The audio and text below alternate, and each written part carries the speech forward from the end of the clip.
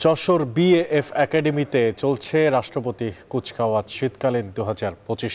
এই মুহূর্তে সেখানে আছেন আমাদের সহকর্মী তাজিলা খান মিম। সরাসরি চলে যাচ্ছি তার কাছে। মিম, কুচকাওয়াজে বিমান বাহিনীর কত সংখ্যক কর্মকর্তা অংশ নিচ্ছেন, আর এই বিষয়ে বিস্তারিত তথ্যপত্র কি আছে জানতে চাই আপনার মাধ্যমে।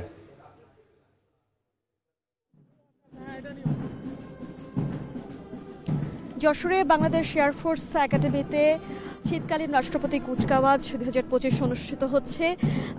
এরই মধ্যে কিন্তু নতুন সদস্যরা এই বিমান বাহিনীতে যুক্ত হয়েছেন। তারা শপথ নিলেন। 40 জন নতুন সদস্য আজ শপথ নিলেন এবং এখানে উপস্থিত হয়েছেন বিমান বাহিনীর প্রধান air chief marshal Hasan Mahmud Khan. তিনি রয়েছেন। তিনি মাত্রই তার বক্তব্য শেষ করেছেন।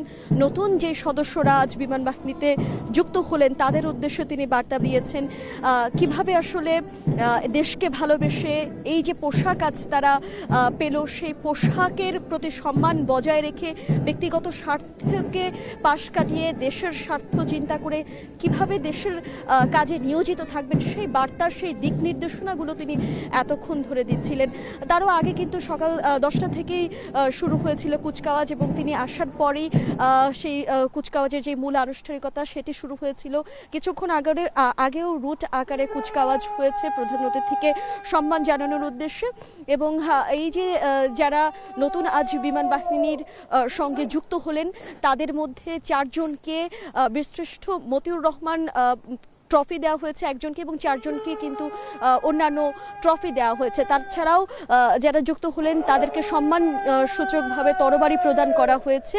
একই সঙ্গে তাদের মধ্যেও এক ধরনের উত্তেজনা, উৎফুল্লতা কিংবা উচ্ছ্বাস কাজ করছে, কারণ বাফার 87তম ব্যাচে তারা তাদের প্রশিক্ষণ সমাপ্ত করে আনুষ্ঠানিকভাবে আজ বিমান বাহিনীতে যুক্ত হলেন।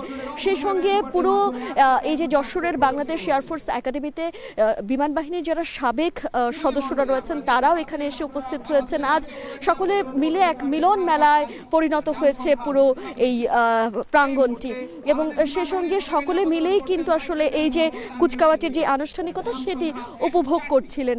সে সঙ্গে যারা নতুন বিমান বাহিনীর সদস্যরা আজ এখানে যুক্ত হয়েছিলেন তাদের মধ্যে কিন্তু আসলে তাদের অভিভাবকরাও এখানে উপস্থিত রয়েছেন।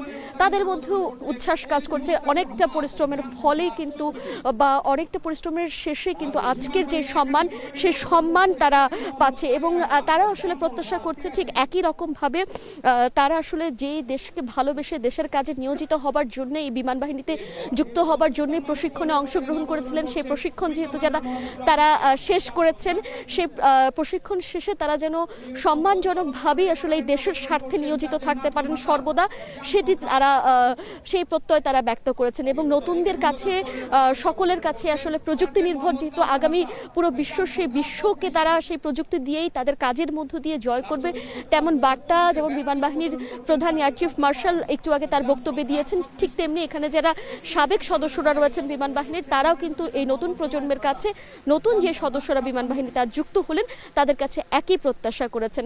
অনেকেই ছিল এখন পর্যন্ত আমার কাছে সর্বশেষ। যশোর বিএএফ একাডেমিতে চলছে রাষ্ট্রপতি কুচকাওয়াজ শীতকালীন 2025, সেখান থেকে যুক্ত ছিলেন জানাচ্ছিলেন সবশেষ তাজিলা খান মিম।